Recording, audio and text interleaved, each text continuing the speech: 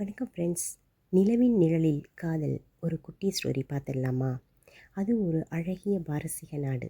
அங்கு ஷிராஜ் நகரத்தில் ஆரிஃப் என்ற ஒரு இளவரசன் வாழ்ந்தான். அவன் ஒரு சாதாரண இளவரசன் அல்ல. அவன் ஒரு மாஃபியா உலகின் அரக்கன். அனைவரும் பார்த்து நடுங்கும் ஒரு கொடூரன்.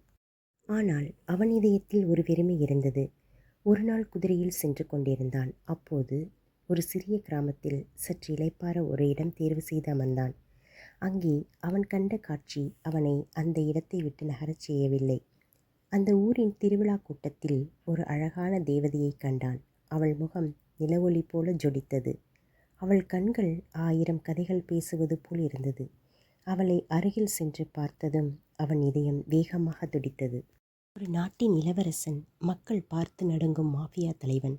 அந்த பெண்ணிடம் பேச தயங்கினான். இருந்தாலும் தைரியத்தை வரவழைத்து கொண்டு அவளிடம் பேசினான். பெண்ணே, உன் பெயர் என்ன? அவள் சற்று தயக்கத்துடன், ஆ, என் பெயர் சாரா என்றாள்.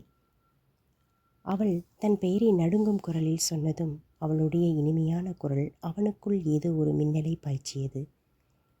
அவளது அழகில் மயங்கிய அவன், இவள்தான் என் வாழ்க்கை, என் வெறுமையை போக்க வந்தவள் என்று எண்ணினான். நாட்கள் நகர்ந்தன.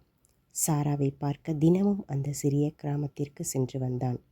அவனை பற்றிய எல்லா விஷயத்தையும் சாராவிடம் சொன்னான்.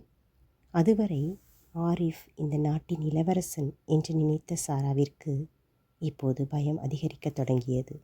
நான் ஒரு மாஃபியா தலைவனையா விரும்புகிறேன் என்று நினைக்கும் போதே அவளின் உடலின் சூடும் அதிகரிக்கத் தொடங்கியது. காதலின் கணம் என்னவென்று இப்போதுதான் அவளுக்கு புரிந்தது. அவனை விட்டு சற்று விலகிவிட வேண்டும் என்று மனம் எண்ணியது.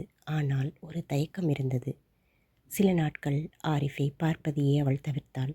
இந்நாட்டின் இளவரசனே ஆனாலும் அவன் ஒரு மாஃபியா தலைவன், ஒரு அரக்கன், அசுரன். அவனிடம் தான் தஞ்சமடைந்தால் தங்கக்கூண்டில் மாட்டிய மான் போல ஆகிவிடுவோமோ என்ற அச்சத்தில் தனிமையாக இருப்பதே மேல் என தோன்றியது. அது பாரசீக நாடு என்பதால் அந்நாட்டின் எல்லையை கடப்பது என்பது முடியாத காரியம். எனினும் அங்கிருந்து அவன் கண்ணில் படாமல் தப்பிக்க முடிவு செய்தாள். பாலைவன தேசத்தில் மணல் குவியல்களுக்கு மத்தியில் நடந்தாள். அனலாய் தகித்தது மணல் மட்டுமல்ல, அவளது மனமும் தான். தான் எங்கிருந்து வந்தோம், எங்கு செல்லப் போகிறோம் என்பது தெரியாமலேயே நீண்ட தூரம் பயணப்பட்டாள்.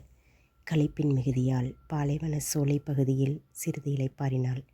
அங்கே அவள் கண்ட காட்சி நெஞ்சை உறையச் செய்தது.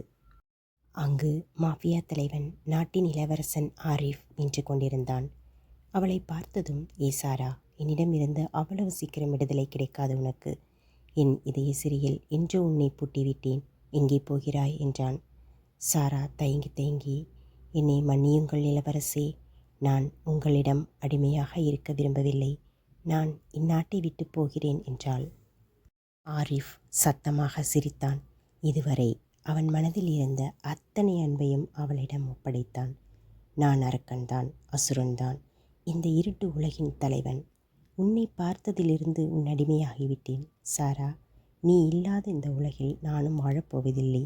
உனக்காக நான் எல்லாவற்றையும் விட தயாராக இருக்கிறேன் என்றான். உலகமே அஞ்சி நடுங்கும் இருள் உலகின் தலைவன், இந்நாட்டின் இளவரசன். அவள் முன் மண்டியிட்டு அவளின் காதலுக்காக தவிப்பது சாரா மனதை சாரா சட்டென்று அவன் முன்னே குனிந்து, அரசே, என்னை உங்கள் காதல் வென்றுவிட்டது. அவளுக்காக, அவளின் காதலுக்காக எல்லாவற்றையும் விட துணிந்த அந்த மாவீரனின் செயல் அவளை நிலைகுலைச் செய்தது. அன்றுதான் அவள் உணர்ந்தாள், அவன்தான் இனி என் பலம் என்று. ஆரிஃப் தனது இருண்ட உலகத்தை விட்டுவிட்டு சாராவுடன் ஒரு புதிய வாழ்க்கையை தொடங்கினான். சிராஸ் அரண்மனை இப்போது பயமில்லாத ஒரு சொர்க்கமாக மாறியது.